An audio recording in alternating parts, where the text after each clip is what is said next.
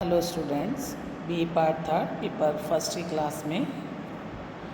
आज हम प्लेटो के सिद्धांतों पर चर्चा कर रहे हैं और ये चर्चा हमारे पिछले काफ़ी दिनों से जारी है।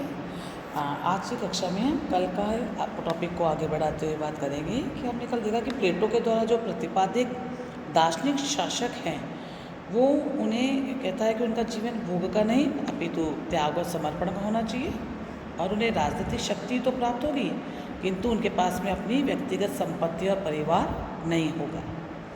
लेकिन इसके साथ ही एक बात विशेष ये भी है कि वो अपने दार्शनिक शासकों को एब्सोल्यूट पावर नहीं देता है और वो उनके लिए कुछ नियम बनाता है कि वो किस आकार के राज्य रखेंगे, राज्यों में किस प्रकार की व्यवस्था बनाएंगे, राज्य का क्षेत्रफल कितना होना चाहिए, राज्य में न्यायिक व्यवस्था किस प्रकार की होनी चाहिए, शिक्षण व्यवस्था से ज़्यादा छेड़छाड़ नहीं करेंगे। तो कुल मिलाकर के हम देखते हैं कि जो उसका आदर्श राज्य का जो लक्ष्य है उसको प्राप्ति के लिए वो एक ऐसे दार्शनिक शासक की कल्पना कर रहा है जो संपत्ति और परिवार से दूर होंगे। और संपत्ति परिवार से दूर करने का उसका मंतव्य सिर्फ यही है कि ऐसे शासक जो होंगे वो एक समाज के हित और संपूर्ण समाज के हितों को देख सकेंगे, क्योंकि जब उनके खुद के अपने पर्सनल इंटरेस्ट नहीं होंगे तभी वो सोसाइटी के इंटरेस्ट की ओर अपना ध्यान दे पाएंगे। लेकिन जब जैसे हम आगे बढ़ते हैं और देखते हैं कि प्लेटो की जो ये दार्शनिक राजाओं के शासन की जो है इसमें कुछ हमको कमियां भी नज़र आती हैं जिन पर हम आज चर्चा करेंगे। पहली बात कि प्लेटो अपने जो भी दार्शनिक शासक है उसमें वो निरंकुश शासक का के और उनको प्रेरित बनने की ओर प्रेरित करता है या निरंकुश शासन का मार्ग प्रशस्त कर देता है, क्योंकि वो अपने शासक को असीमित शक्ति दे करके यदि असीमित शक्ति दे रहा है वो उनको कुछ प्रतिबंध तो लगाता है, लेकिन ये प्रतिबंध ऐसे नहीं है जो उसे निरंकुश बनने से रोक सके। अब ये हम जानते हैं कि सत्ता का स्वभाव ही यही है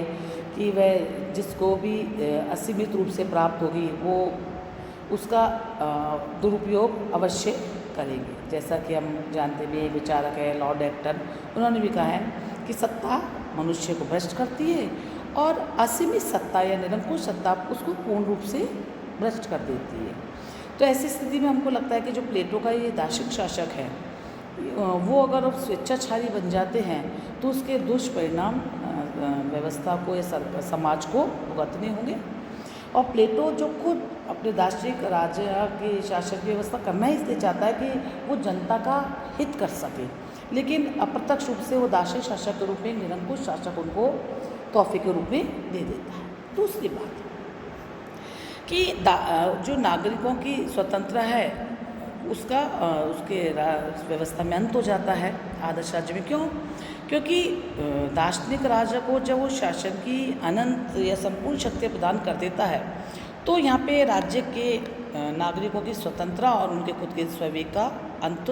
हो जाता है। क्योंकि जो प्लेटोवादी राज्य है अब उसमें दार्शनिक शासक ही सब कुछ है, तो नागरिक तो मात्र राज्य की मशीन के जड़ पुर्जे कल पुर्जे ही बन करके रह जाते हैं और उनमें कोई चेतना शक्ति नहीं होती है। तो और ये स्थिति जो मनुष्य की अगर जड़ जैसी स्थिति बन जाती है तो इसको हम किसी भी रूप में श्रेष्ठ नहीं कह सकते हैं। तीसरी बात हम देखें कि प्लेटो का जो ये दार्शनिक शासक की अवधारणा है ये प्रजातांत्रिक समानता के सिद्धांत के विरुद्ध है, क्योंकि गुण ये अगर हम ये मान करके चलें कि किसी व्यक्ति के अंदर विवेक ज़्यादा होता है किसी में विवेक कम होता है तो ये बात कुछ अप्रजातांत्रिक सी प्रतीत होती है। क्योंकि ये तो हम भी जानते हैं कि संपूर्णता से सामूहिक रूप में दार्शनिक संरक्षकों की तुलना में ये जरूरी नहीं है कि जो दार्शनिक शासक होगा उसमें सिर्फ विवेक की ही प्रधानता होगी, या जो दार्शनिक शासक नहीं होगा उसके अंदर विवेक बिल्कुल भी नहीं होगा। तो ऐसा है नहीं कि गुण और ज्ञान कुछ लोगों की ही बपौती होगा और बाकी सब लोग इससे अनभिज्ञ होंगे या उनके अंदर इस सिद्धांत इन गुणों का अभाव होगा। तो तीसरी बात जो हम ये कह सकते हैं कि प्लेटो की जो दार्शनिक शासक की व्यवस्था है सिद्धांत है वो प्रजातांत्रिक समानता के सिद्धांत के विपरीत है। एक और बात कि प्लेटो का जो दार्शनिक शासक का जो सिद्धांत है ये हमको विरोधाभासी लगता है, क्योंकि जहाँ एक और वो अपने दार्शनिक शासक को असीमित अधिकार प्रदान कर एकदम दे रहा अधिकार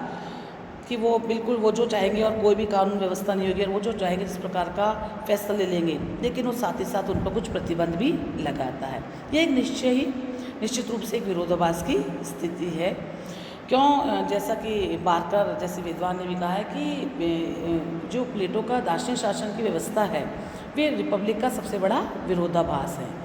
क्योंकि और ये जो उसका विरोधाभास है, ये उसका जो साम्यवादी व्यवस्था जो उसने कही थी, ये उससे भी कुछ बड़ा ही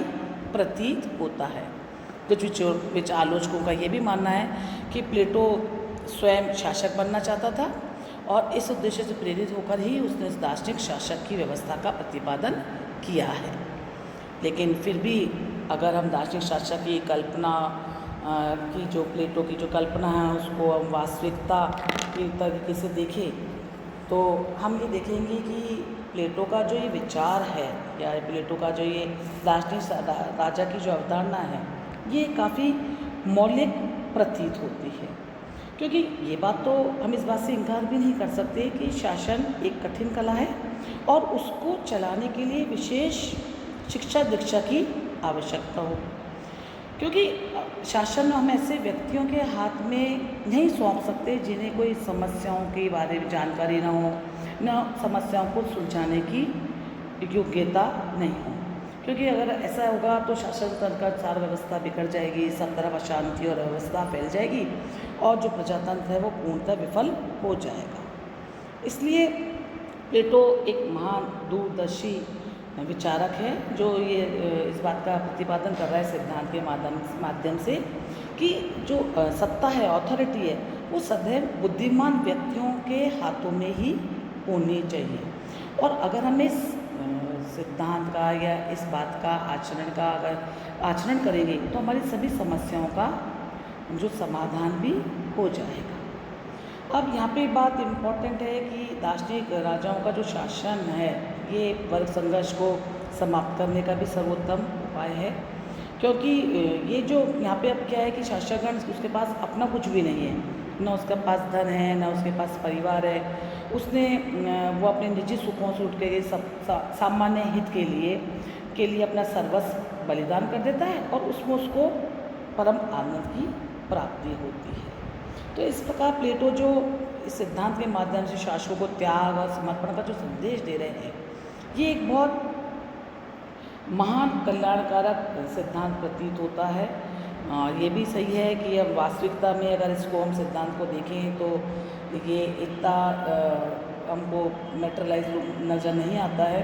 लेकिन ये भी हम कह सकते हैं कि जो प्लेटो का जो बार्कर के शब्दों में हम ये भी बात कह सकते हैं कि रिपब्लिक जो उनकी है ये काल्पनिक है, बादलों में नगर है, एक सूर्यास्त के दृश्य के समान है जो 1 घंटे के लिए रहता है और उसके बाद वो अंधकार में विलीन हो जाता है। और ये लेकिन फिर भी हम इस सिद्धांत की उपयोगिता इसको इस देते हैं कि ये कम से कम यथार्थ की परिस्थितियों पर का एक ऐसा गोल तो बनता है जिसको प्राप्त करने का प्रयास आने वाले सदियों में सोसाइटी के द्वारा आने वाले समय में शासक एक लक्ष्य है जहाँ तक वो पहुँचने का प्रयास करेंगे कि दार्शनिक शासक एक ऐसा सेटअप है जहाँ पे प्रत्येक राज्य चाहेगा कि उसके शासक इस प्रकार के होने चाहिए। धन्यवाद। आगे की क्लास में हम आदर्श राज्य के टॉपिक पे चर्चा करेंगे। Thank you.